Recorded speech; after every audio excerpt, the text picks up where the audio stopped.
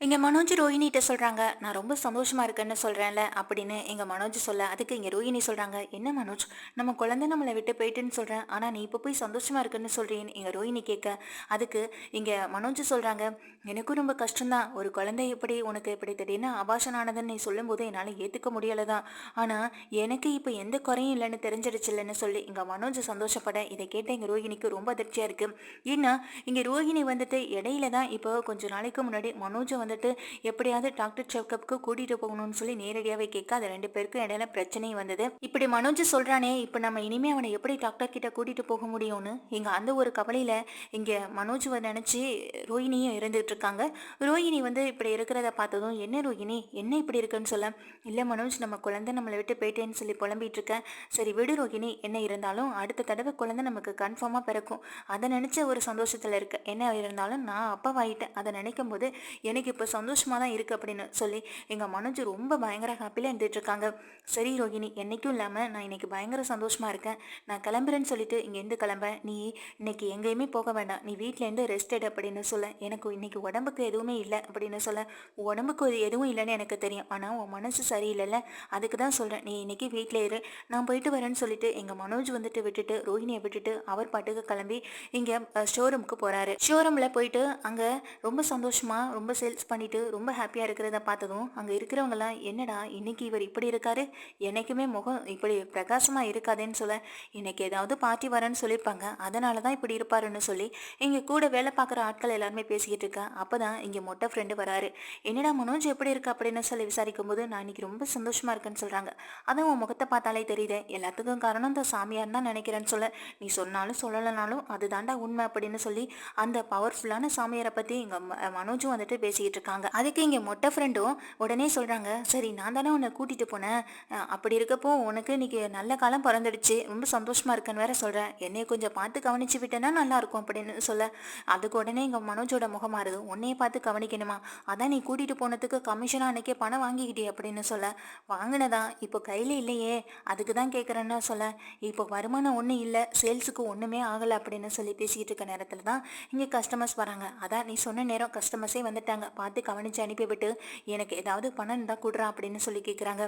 "என்ன நீ இப்படி பணம் பணம்னு கேட்டு தொந்தரவு பண்ணால் நான் என்ன பண்ணுறது, நான் எப்படி வியாபாரத்தை பார்க்குறதுன்னு" சொல்ல, "உனக்கு ஒரு கஷ்டம்னு சொல்லும்போது நான் ஓடி வந்து நிற்கிறேன், அதே எனக்கு ஒரு கஷ்டம்னு சொல்லி கேட்கும்போது உன்னால் உதவ முடியாதுன்னு சொல்லி கேட்க", இங்கே உடனே மனோஜ் யோசிக்கிறாங்க, என்னைக்கா இருந்தாலும் இவன் நம்மளுக்கு என்னைக்காவது ஒரு நாள் யூஸ் ஆவான், இவனை யூஸ் பண்ணிக்கிற அளவுக்கு யூஸ் பண்ணிட்டு விட்டுற வேண்டியதான் அப்படின்னு நினச்ச மனோஜ் உடனே வந்து, "சரி எவ்வளவு வேணும், ஆனால் நீ கேட்குற அளவுக்கு என்கிட்ட பணம் இல்லைன்னு" சொல்லி ஒரு அமௌண்ட் எடுத்து கொடுக்குறாங்க. "சரிடா மனோஜ், இப்படிப்பட்ட ஒரு ஃப்ரெண்டு கொடுக்க இருக்கிறதுக்கு நான் தான் கொடுத்து வச்சிருக்கோன்னு" சொல்லிட்டு இங்கேருந்து கிளம்பி அவரும் வெளியில் போயிடுறாரு.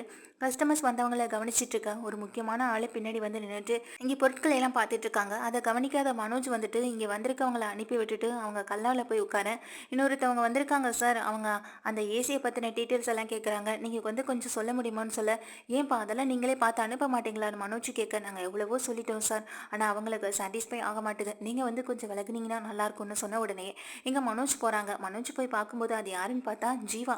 ஜீவா இது யாரோட ஷோரூம்னு கூட தெரியாமல் இங்கே வந்திருக்காங்க. வந்து ஏசியை பார்த்துட்டு இருக்கப்ப தான் இது மனோஜோட ஷோரூம்ன்றது அந்த விஷயமே தெரியுது. "இது உன்னோட ஷோரூமா, ஓனரை கூட்டிகிட்டு வரேன்னு சொல்லிட்டு போனால் உன்னையே கூட்டிகிட்டு வந்து நிற்கிறானு எனக்கு ரொம்ப அதிர்ச்சியமாக இருக்குன்னு" சொல்ல, "எல்லாம் ஒன்னாலதான்ற மாதிரி இங்கே மனோஜ் வந்துட்டு ரொம்ப சந்தோஷமா இங்கே ஜீவாவை பார்த்து சொல்ல, "ஆமாம் ஆமாம், என்கிட்டேருந்து வாங்கின பணத்தில் தானே இவ்வளோ பெரிய ஷோரூம் ஆரம்பிச்சிருக்கேன், கேள்விப்பட்டேன், இவ்வளோ பெரிய ஷோரூம் ஆரம்பிச்சிருக்குன்னு நல்லாவே தெரியுது. என்கிட்ட இந்த பணத்தை வாங்கி நீ செட்டில் ஆகிட்ட, ஆனால் நான் இப்போ கனடா போக முடியாமல் தவிச்சிட்டு இருக்கேன்னு" சொல்ல, "என் அப்பாவோட பணத்தை எடுத்துட்டு நீ எல்லாத்தையும் எடுத்துட்டு ஓடுவேன், என் பணத்தை திருப்பி கேட்டால் அது உனக்கு கஷ்டமா இருக்கான்னு" சொல்லி இங்கே மனோஜும் கேள்வி கேட்குறாங்க. உடனே அதுக்கு இங்கே ஜீவா சொல்கிறாங்க, "நான் என் பணம், அதாவது நீ உங்கள் அப்பா பணத்தை மட்டும் கேட்டிருந்தா பிரச்சனை இல்லை, ஆனால் உன் பொண்டாட்டின்னு ஒருத்தி இருக்காளே, அவள் இன்னமும் கூட சேர்த்து 3 லட்சமா 30 லட்சமா கேட்டில் வாங்கிட்டு போனான்னு" சொல்ல, "அதுக்கு தான் பிரில்லியண்டான பொண்ணை கல்யாணம் பண்ணணும்னு நினைக்கிறது, நல்ல வேலை நீ என்னை விட்டுட்டு ஓடுனதுனால தான் இப்போ எனக்கு ஒரு நல்ல பொண்ணு, எனக்கு நல்ல ஒய்ஃபாக கிடைச்சிருக்கான், அதை நினைக்கும் போது என் வாழ்க்கையில் நான் ரொம்ப சந்தோஷமா இருந்துட்டு இருக்கேன்னு" சொல்ல, இதெல்லாம் கேட்ட ஜீவா பயங்கரமாக சிரிக்க ஆரம்பிச்சிடுறாங்க. "இப்போ எதுக்கு சிரிக்கிற, கடையில் நின்றுட்டு 4 பேர் என்ன நினைப்பாங்கன்னு" சொல்லி இங்கே கேட்ட உடனே ஜீவா உடனே சிரிப்பை அடக்கவும் முடியாமல் இங்கே வாயை பொத்திட்டு சிரிக்க, "என்னாச்சு, எதுக்கு நீங்கள் நின்று சிரிச்சிட்டு இருக்க, முதல்ல என் கடையை விட்டு வெளியில் போகணும்னு" சொல்லி மனோஜ் திட்ட, "ஒரு நிமிஷம் மனோஜ்" அப்படின்னு சொல்லிட்டு ஓரளவு சிரிப்பை கண்ட்ரோல் பண்ணிட்டு அதுக்கப்புறமா மனோஜ் கிட்ட விஷயத்த சொல்கிறாங்க. "உன் வாழ்க்கையில் பணம் கிடைக்கலாம், சொத்து கிடைக்கலாம், உன் நல்ல ஒய்ஃபு கிடைக்கலாம். ஆனால் இதெல்லாம் சந்தோஷமா? இதையும் தாண்டி இன்னொரு சந்தோஷம் இருக்குல்ல. ஒரு பொண்ணுன்னா அந்த பொண்ணுக்கான சந்தோஷத்தை கொடுக்கணும்ல. அது தாயாகிறதுல தானே அந்த பொண்ணுக்கு கிடைக்கிற மகிழ்ச்சியே. ஆனால் அப்படிப்பட்ட ஒன்றை அந்த பொண்ணுக்கு உன்னால் கொடுக்கவே முடியாதே அப்படின்னு சொல்ல, இதை கேட்ட மனோஜும் சிரிக்கிறாரு. நீ என்ன நினச்சிட்டு இருக்க என்னை பற்றி? இப்போ தான் என் ஒய்ஃபுக்கு சமீபத்தில் அபாஷனும் ஆணிச்சு. ஏன் நானும் உன் கூட வாழும்போது நீ 2 தடவை அபாஷன் பண்ணல அப்படின்னு சொல்லி கேட்க, அதுக்கு உடனே இங்கே ஜீவா சொல்கிறாங்க. இங்கே பயங்கரமாக சிரிச்சிட்டு திரும்பவும் ஜீவா சொல்கிறாங்க, இங்கே பாரு மனோஜ், ஆரம்பத்திலேயே நம்ம ஒரு மெடிக்கல் டெஸ்ட்டுக்கு போனோம் ஞாபகம் இருக்கா அப்படின்னு சொல்லி கேட்க, அப்போ உன்னை வச்சு உன் உடம்புல என்னென்ன இருக்குது, உன் உடம்பை பற்றி எல்லா டெஸ்ட்டும் நான் எடுத்துட்டேன். அந்த டெஸ்ட் ரிப்போர்ட்டை வச்சு தான் உன்னை நான் கழட்டி விட்டே போனேன். அந்த டெஸ்ட் ரிப்போர்ட்டில் உனக்கு அப்பாவாகிற தகுதியே இல்லைன்னு இருந்தது. அது மட்டும்தான், அது எனக்கு நல்லாவே தெரியும். அந்த ரிப்போர்ட் கூட இப்போ வரைக்கும் என்கிட்ட தான் இருந்துகிட்டு இருக்கு. ஆனால் அது தெரிஞ்சதுக்கு பிறகும் உன்னை ஏமாத்தணும்னு தோணுச்சு. அதனால தான் 2 தடவை அபாஷன் சொல்லி உன்னை ஏமாத்துறது மட்டும் இல்லாமல் உன்னை என் கைக்குள்ளே போட்டு வைக்கிறதுக்கு நானும் பிளான் பண்ணினேன். அப்படியெல்லாம் பிளான் பண்ணதுனால தான் நீயும் என் கூட கொஞ்ச நாள் இருந்த. உங்கள் அப்பாவோட பணம் வந்ததும் எனக்கு எடுத்துகிட்டு போகிறதுக்கு வசதியாகவும் இருந்தது. இந்த ஒரு காரணம் மட்டும் இல்லைனா கண்டிப்பாக உன் கூட சேர்ந்து வாழ நான் யோசிச்சிருந்திருப்பேன். ஆனால் ஒரு அப்பா, ஒரு குழந்தைக்கு அப்பா ஆகிற தகுதியே இல்லாத உன்னைய நான் எப்படி உன் கூட எப்படி என்னால் வாழ முடியும்? அதனால தான் உன்னை கிளட்டி விட்டு பணத்தை மட்டும் எடுத்துகிட்டு ஓடுனேன். ஆனால் அந்த பணத்தையும் இப்போ நீ வாங்கிட்டு சந்தோஷமாக இருக்கலான்னு மட்டும் நினைக்கவே நினைக்காத. அது உன் வாழ்க்கையில் நடக்க போகிறதே கிடையாதுன்னு சொல்ல, இதை கேட்ட மனோஜ், தேவையில்லாமல் என்னையோட சந்தோஷத்தை கெடுக்கணுன்றதுக்காக நீ இந்த மாதிரி பேசுகிறத நான் ஏற்றுக்கவே முடியாதுன்னு சொல்ல, இதுதான் மனோஜ் உண்மை, இதுக்காக மட்டும்தான் உன்னை கழட்டி விட்டேன் அப்படின்னு சொல்லி இங்கே பயங்கரமாக சிரிக்கவும் ஆரம்பிக்கா. அப்படி உனக்கு நம்பிக்கை இல்லைன்னா சொல்லு, உன் நம்பர் தான் என்கிட்ட இருக்கே. நான் வேணும்னா போயிட்டு அந்த மெடிக்கல் ரிப்போர்ட்டை உனக்கு நான் ஃபோட்டோ எடுத்து அனுப்பி விடுறேன். நீயே பார்த்து தெரிஞ்சுக்கோ. அப்படி இல்லையா உன்னை பற்றின உண்மையை நீயே தெரிஞ்சுக்கணுன்னா நீயே ஹாஸ்பிட்டல் போய் செக் பண்ணி பாரு. ரெண்டுல ஏதாவது ஒன்று செய்ய. நீ ஒன்று பண்ணு, நீ பேசாமல் ஹாஸ்பிட்டலுக்கு போ. அங்கே போயினா உனக்கு எல்லாமே தெளிவாக விளங்கிடும் அப்படின்னு சொல்லி, இங்கே நான் பொருள் வாங்க வந்தேன். ஆனால் பரவாயில்ல, இந்த விஷயத்த சொன்ன வரைக்கும் என் மனசு இப்போ ரொம்ப ஃப்ரீயாக இருக்குது. நீ இனிமே என்னமோ பண்ணு அப்படின்னு சொல்லிட்டு இங்கேருந்து கிளம்பி வெளியிலையும் படுறாங்க. இப்படி இங்கே வந்து ஜீவா சொல்லிட்டு போனதை நினச்சி ரொம்ப வருத்தத்தில் இருந்துட்டு இருக்காங்க மனோஜ். அப்போது நம்ம ரோஹிணி சொன்னது கொஞ்ச நாளைக்கு முன்னாடி ப்ரெக்னென்ட் ஆனன்னு சொன்னாலே அது உண்மைதானே? அவள் எதுக்கு என்கிட்ட பொய் சொல்லிட போறா?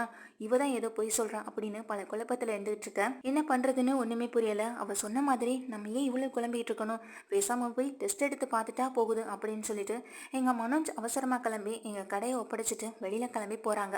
வெளியில் கிளம்பி போகிறவங்க அங்கே போய் மெடிக்கல் டெஸ்ட் ரிப்போர்ட் எடுத்து பார்க்குறாங்க. இப்போ அவங்க ஹாஸ்பிட்டல் போயிட்டு செக்கப்காக போகிறாங்க. செக்கப்லாம் பண்ணிவிட்டு அவங்க அந்த டெஸ்ட் ரிப்போர்ட்டுக்காக வெயிட் பண்ணிட்டு இருக்கேன். நாளைக்கு தான் சார் வரும்னு சொல்லிடுறாங்க. இதனால் எங்கள் மனோஜும் ரொம்ப குழப்பத்தோட வீட்டுக்கு வரேன். என்ன மனோஜ், காலையில் ரொம்ப சந்தோஷமாக போனேன், இப்போ உன் முகமெல்லாம் வாடி இருக்கு, கடையில் எதுவும் பிரச்சனையா அப்படின்னு கேட்குறாங்க. அதெல்லாம் ஒன்றும் இல்லை, ரொம்ப தலைவலிக்குதுன்னு சொல்லி எதுவுமே பேசாமல் படுத்துடுறாங்க. மனோஜே இப்படி இருக்காரு அப்படின்னு எங்கள் ரோஹிணிக்கும் சந்தேகம் வருது. ஆனாலும் எதுவுமே பேசிக்கல, அமைதியாக இருந்துட்டு இருக்கா. அடுத்த நாள் பொழுது விடிஞ்ச கையோட எங்கள் சீக்கிரமாக ரோஹிணியை கூட கூட்டிகிட்டு போகாமல் தனியாக ஓடுற மனோஜை பார்த்து, என்னடா இப்படி ஓடுறேன்னு சொல்லி எங்கள் விஜயாவும் கேட்க, அது ஒன்றும் இல்லாமல் முக்கியமான கிளைண்ட்டை நான் பார்க்க போகிறேன்னு சொல்லிட்டு வேகமாக ஓடுறாங்க. மனோஜ், நான் நேற்று வேற போகலை, நானும் வரேன்னு சொல்ல, நீ இரு, நான் போயிட்டு கொஞ்ச நேரத்தில் வந்துடுவேன், வந்து உன்னை பிக்கப் பண்ணிக்கிறேன்னு சொல்லிட்டு வேகமாக போகிறாங்க. ரொம்ப அவங்களுக்கு மனசு படப்படன்னு இருக்குது. அந்த ரிசல்ட்டில் என்ன வந்திருக்க போகுது? இங்கே ஜீவா சொன்னது உண்மையா, ரோஹிணி சொன்னது உண்மையா?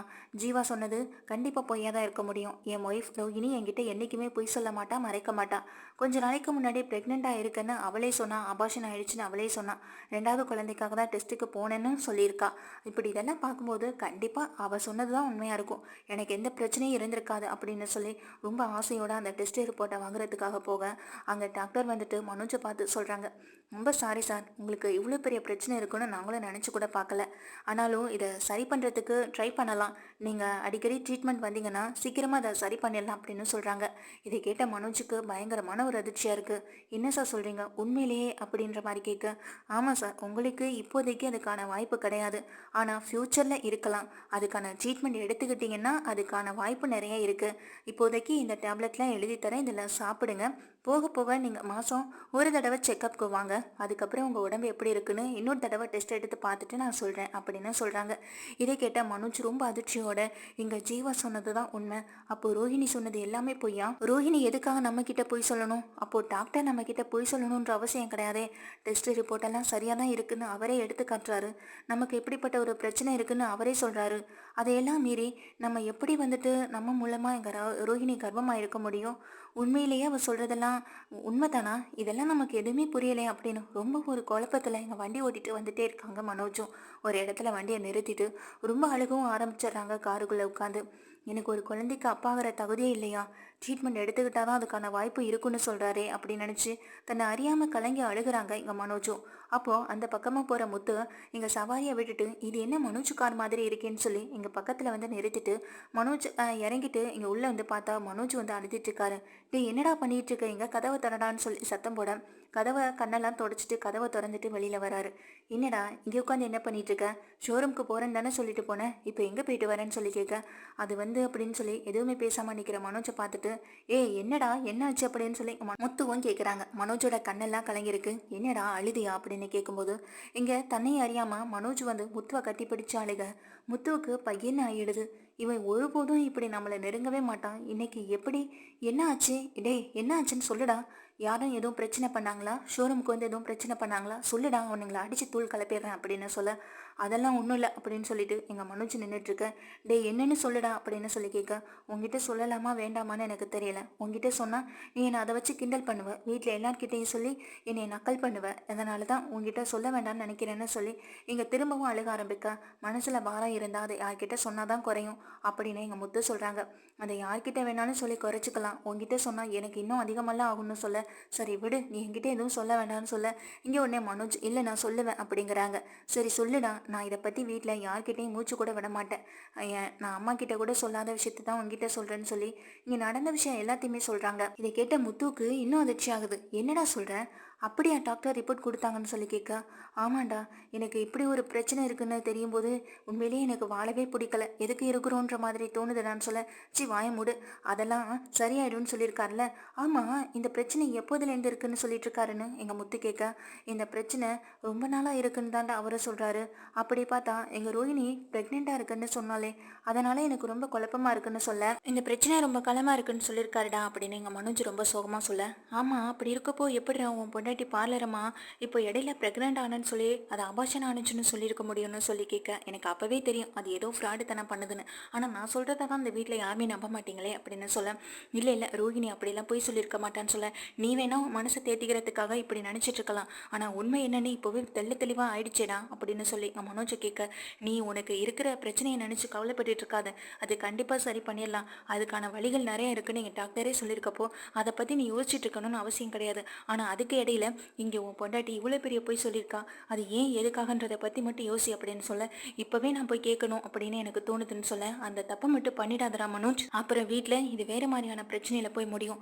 முதல்ல இது உண்மையா பொய்யான்றதை கண்டுபிடிக்கணும். அதே நேரம் நம்ம எந்த ஒரு ஆதாரமும் இல்லாமல் போய் பேசினா இங்கே மீனோட நிலைமை தான் எனக்கும் வரும். ஏன்னா நீ உனக்கு வேணா அம்மா சப்போர்ட்டாக இருந்துப்பாங்க, கடைசியில் நீயும் பல்ட்டி அடித்து மாறிட்டு போயிட்டே இருப்பேன், ஆனால் கடைசியில் நாளில் மாட்டிட்டு தவிக்கணும், என் மேலே மொத்த பள்ளியும் தூக்கிட்டு போயிடுவேன் அப்படின்னு சொல்ல இல்லைடா முத்து அப்படின்னு சொல்கிறாங்க.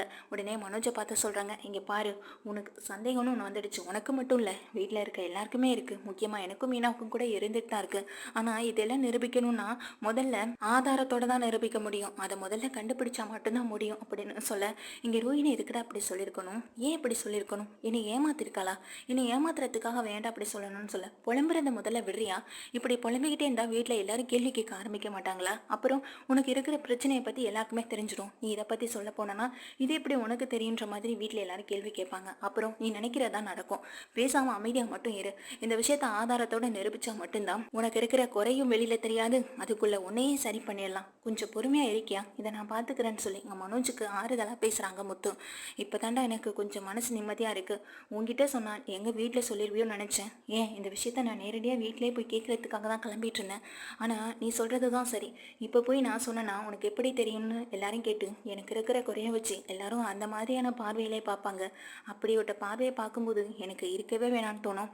ஆனால் இப்போ நீ சொல்கிறதெல்லாம் வச்சு பார்க்கும்போது எதுவாக இருந்தாலும் ஆதாரத்தோடு கொண்டு நிரூபித்தாதானே அதை நம்புவாங்க, ஆதாரத்தோடு நிரூபிச்சிட்டோன்னா என் மேலே இருக்கிற பிரச்சனையும் மற்றவங்களுக்கு தெரிய போகிறது கிடையாது, அதுக்கு இடையில நான் ட்ரீட்மெண்ட்டே எடுத்துக்குவேன் அப்படின்னு சொல்ல முதல்ல பார்லர் அம்மா கிட்ட நீ எப்போதும் போல் சகஜமாக பேசு, அவங்கக்கிட்ட எந்த ஒரு விஷயத்தையும் காட்டிக்காத, உனக்கு இப்படிப்பட்ட ஒரு விஷயம் இருக்குன்றதை காட்டிக்காத அப்படின்னு சொல்லிட்டு அந்த ரிப்போர்ட்டை முதல்ல கொடுன்னு சொல்லி அந்த ரிப்போர்ட்டை எங்கள் முத்து வாங்கிக்கிறாங்க. இது என்னோட காரில் எப்போதுமே இருக்கட்டும், இதை நீ பற்றி எதையுமே வாய திறக்கக்கூடாது, சகஜமாக சந்தோஷமா இருக்கிற மாதிரி நடி அப்படின்னு சொல்லி இங்க முத்து வந்து மனோஜ் அனுப்பிவிட்டு முத்துக்கு பயங்கரமான யோசனை ஓடிட்டே இருக்கு. இது எப்படி நிரூபிக்கிறது, நம்ம இந்த பிரச்சனையிலேருந்து மனோஜை வெளியில கொண்டு வரணும், பாவம் அவன் அப்படின்ற மாதிரி இங்க மனோஜை பத்தின யோசனைகளையும் எப்படியாவது இந்த பார்லர் அம்மா பெரிய ஃப்ராடுன்றதை கண்டுபிடிச்சே ஆகணுன்ற மாதிரியும் இங்க முத்து அந்த மாதிரியான எண்ணத்திலையும் இருந்துட்டு யோசனையிலையும் இருக்காங்க. கண்டிப்பா இப்ப மனோஜுக்கு தெரிஞ்ச விஷயம் மூலமா முத்து பெரிய ஆதாரத்தை கொண்டு வந்து எல்லார் முன்னாடியும் காட்டி இங்க பார்லர் அம்மா எப்படிப்பட்ட பொண்ணுன்றதை விஜயாவுக்கு புரிய வைக்க தான் போறாங்க. மனோஜுக்கும் வந்துட்டு அது தெரிய வரதான் போகுது. அதுக்கு பிறகு விஜயா எப்படியுமே இங்க ரோஹிணியை வீட்டுக்குள்ள சேர்க்க போறது கிடையாது. வீட்டை விட்டு வெளியில அனுப்புறது நிச்சயம். அது முத்துவால தான் நடக்க போகுது.